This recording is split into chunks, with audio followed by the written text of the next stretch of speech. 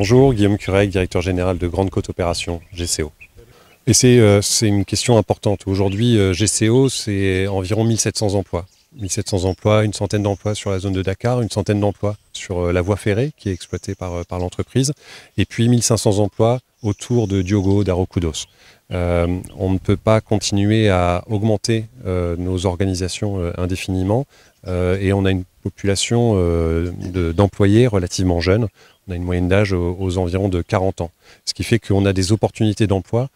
qui existent mais qui restent limitées. Notre rôle en tant qu'entreprise citoyenne à l'écoute des populations environnantes, c'est de pouvoir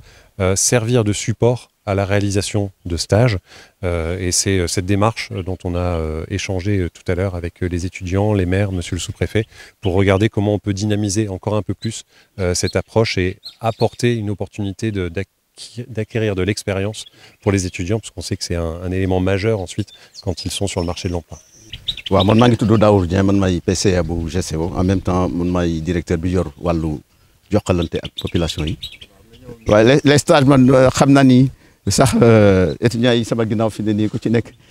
mais c'est que encore ni ko directeur waxee léegi rek c'est-à-dire que société dafa am effectif boo xam ni kenn mënu ko exploser parce que il faut nga trouver quand même un équilibre entre sa effectif ak li société bi soxla tax na mais ci biir loolu nag. Parce que ni mu ko waxee léegi boo xoolee maanaam boo jëlee moyenne d'âge ñi fay liggéey ñëpp actuellement 40 ans la donc c'est des gens yoo xam ni am nañ doole man duñu ay mag pour ñuy wax ay problème retraite pour ñu mën a changer ña fa nekk mais terewul nag de temps en temps mu am ay libération de poste mais bu amee libération de poste dama bëgg nag leeral foofu aussi parce que souvent dañuy bëgg a dal suñu kaw mais ñun dañoo bëggoon def quelque chose d'inclusive mooy lan. C'est-à-dire que am na benn commission boo xam ne GCO da ci d'accord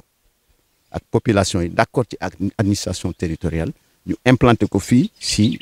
sous-préfecture bu Mboro de Mewane commission boobu ñun bala ñuy jël bu ñu soxla foofu la ñuy envoyé donc suñu demande requête bi wax li ñu soxla ki ñu soxla na la ban poste la ñaata année d'expérience la war a am ñoom si seen biir ñooy tànn proposé ñu. Donc loolu je crois que société bu koy def bëgg nga vraiment jël ci terroir bi nga xam ni fa nga implanté wu parce que dañ leen wax ni leen priorité donc aux locaux léegi nag bu ñu ñëwee ci la ñuy jël bu ñu demee nag bu ñu joxee ñoo xam ni peut-être répondre nu ci profil bi boobu la ñuy door a jàll feneen recruter feneen du ma ñëwaat ci ak yi mu amoon parce que je me rappelle bi ñuy nekkee en phase d'exploration en phase de construction on était à 2500. Au début, on était à 75% emploi local. Maintenant, boo jëlee local su ma nee local nag mooy vraiment l'arrondissement de Mewane bu ñuy gën a dugg ci construction bi bon ñuy gën a soxla ay profil yoo xam ne ñoo gën a qualifié parce que effectivement looy gën a dem di gën a soxla profil yi gën a qualifié bi ñëwee ba foofu alors wàññeeku na mais quand même on était bi mu wàññeeku bi ñuy jeexal on était à 47% emploi local. ñu daal di initier benn programme de formation boo xam ni bi ñu koy def aussi dañ ko defaale bi ñu koy def dañ def démarche inclusive encore du ñu ñoo dem di tànn ci commission boobu lañ demaat ñi fi nekk di maire yeeg yooyu mën nañ ñu témoigner ci loolu ñoom ñoo dem ànd ak commission bi ak l'administration territoriale ak nu mu tuddati la ONFP ñu identifier projet yi ñu jël ci 300 personnes yoo xam ni commission boo ñu ko présenté. ci 300 yooyu 86 yi dañ leen a recruter directement ils ont eu dañu am contrat GCO directement ñi ci des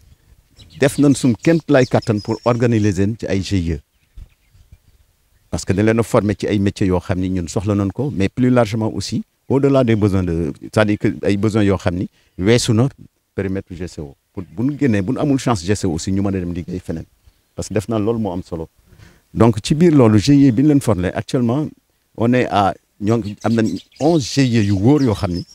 ñoo ngi liggéey prestation de service ak GCO ñenn ñi ci reboisement bi ñenn ñi ci maintenance générale camp bi ñenn ñi ci raay bi ñenn ñi ci road garde yi bari na daal ñoo xam ni te loolu tax jeexagul ba léegi ñoo ngi ko ne di leen di former ay GIE donc pour vous dire que vraiment am na benn politique boo xam ni day déglu population yi di xool seen bébét xool ñun lan lañ ci mën a jàppee am na yaakaar ni bon société yi bari nañ fi bu société yëpp doon def ko ni ñuy def kon problème bi dina gën a wàññeeku.